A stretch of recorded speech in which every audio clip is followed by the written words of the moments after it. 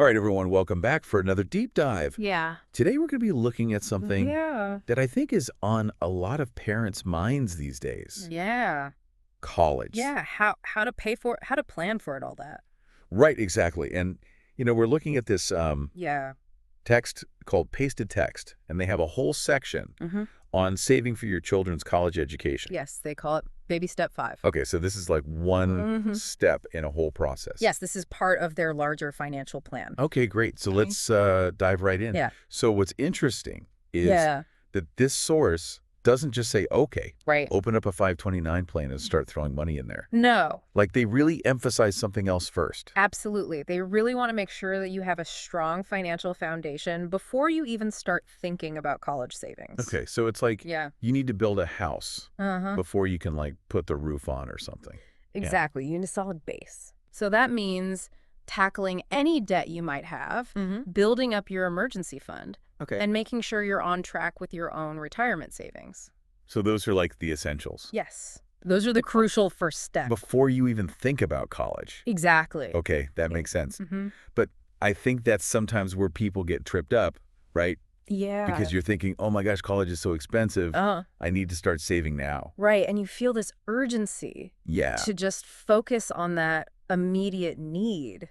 Yeah, but this source really says, like, Uh-huh. your retirement has to come first. It's non-negotiable. Which I guess it makes sense, Mm-hmm. but I feel like a lot of people don't think that way. Yeah. It can feel counterintuitive. Yeah. Especially when you're looking at these huge college costs. Yeah. But think about it this way. Okay. Your kids have options when it comes to college. Like what? Well, they can apply for scholarships. Oh. They might be eligible for grants. Okay. And there's always the option of student loans. Right. Although we want to try to avoid those as much as possible. Of course, but the point is there's some flexibility there. Right. But when it comes to retirement, Yeah. you're on your own. You can't really take out a loan to retire. Exactly. There's no such thing as a retirement loan. So you have to. You have to prioritize your own future. Make sure you're set first. Precisely. Okay, I'm convinced. So we've got a retirement fund going strong. Now we can start thinking about... College savings. Yes. So where do we put this money? Well, the source talks about 2 main options. Okay. 529 college savings plans Uh-huh. and Coverdell ESAs. Okay, so those are the 2 big ones. Those are the popular choices. Okay, so break it down for me. All right. So imagine a 529 plan Yeah. as a special savings account Okay. just for education expenses. Uh-huh. And the best part is Right. the money you put in there grows tax-free. And that's good. And you don't pay taxes when you take the money out. For college. Exactly, as long as you use it for qualified education expenses. Okay, that's awesome. Yeah. And here's another cool feature. Okay. You can actually transfer the funds to another child.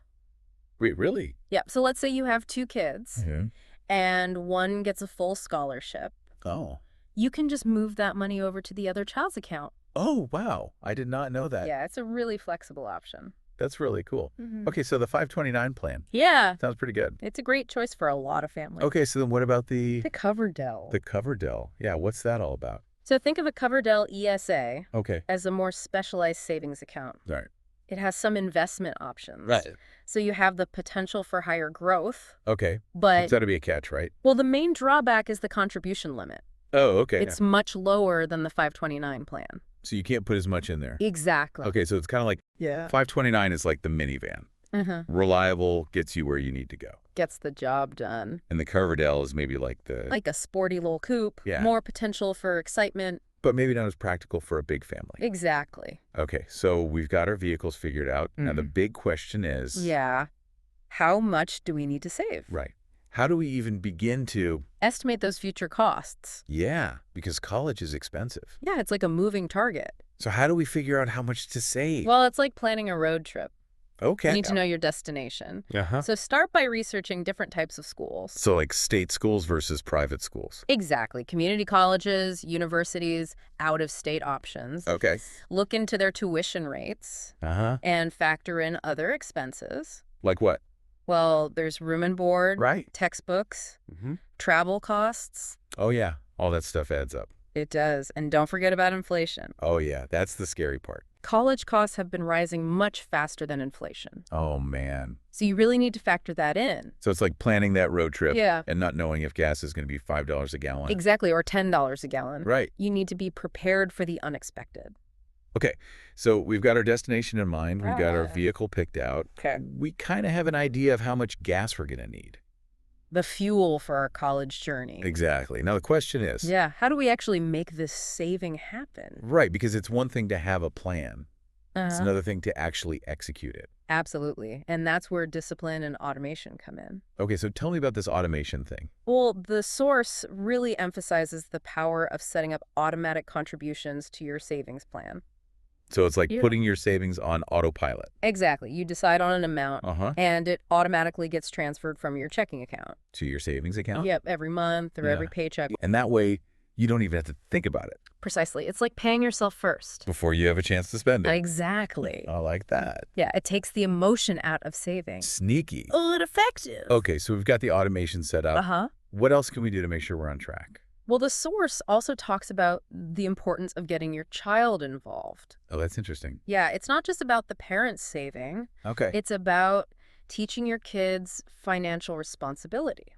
So what does that look like? Well, you can talk to them about budgeting. Okay. Encourage them to look for scholarships. How- Maybe even get a part-time job. Yeah, to contribute. Exactly. Even small contributions from them Can make a difference. can add up over time, and it teaches them valuable lessons. Okay, that makes sense. Mm-hmm. But let's be real for a second. Okay.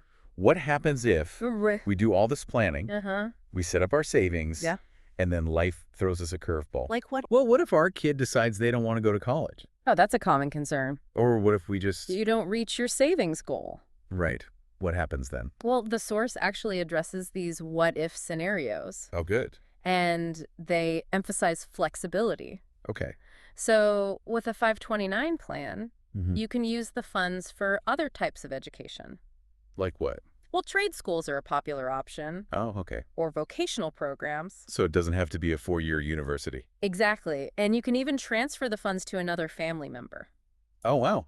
Okay. So if your child decides not to go to college, Yeah. you can use the money for a niece or nephew. Oh, that's good to know. Yeah, it's not a use it or lose it situation. Like a relief. And don't forget about scholarships and financial aid. Right. Those can help bridge the gap. Okay, so it's not an all or nothing thing. Nope, there are options and backup plans. I'm feeling a lot better about this now. Good. We've covered a lot of ground here. We have So just to recap, we talked about building that solid financial foundation. the baby steps. Exactly, prioritizing our own retirement, Crucial. understanding the different savings options, 529s versus Coverdells. and being prepared for those what-if moments. Flexibility is key. Absolutely. And one thing I want to leave you with Okay. is this. Yeah. Even small, consistent contributions can grow significantly. Over time. Exactly. So don't get overwhelmed. Right. Start small. Yeah.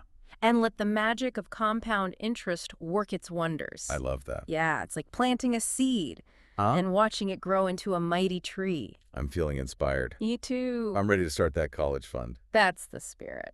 Well, thank you so much for joining us on this deep dive. It's been a pleasure. And for everyone listening, Yeah. we'll be sure to share some helpful resources in the show notes. Absolutely. So you can continue your own exploration. Thanks for listening. Bye, everyone.